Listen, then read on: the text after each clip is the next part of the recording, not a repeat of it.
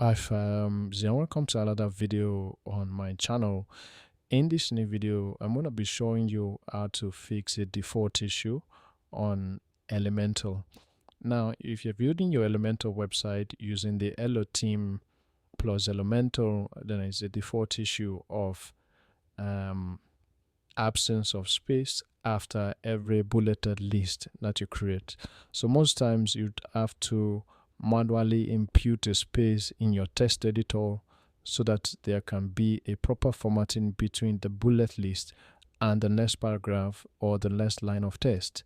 And now you don't have to do this manually every time, because in this video I'm going to show you how to implement that space automatically site-wide, so that whenever you create a new page or a new text, the space gets automatically added after your bulleted list. So for this, we are going to be using a simple CSS snippet to implement that via the customizer.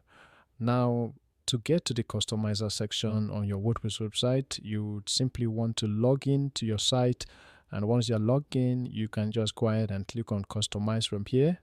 Or you can as well go from appearance via the dashboard.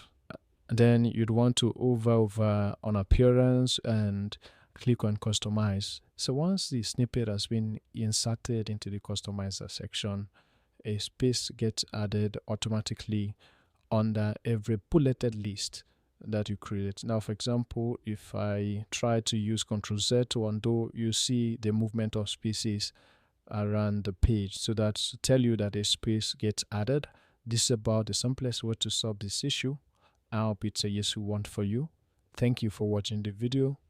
Kindly like and share, and also subscribe to our channel.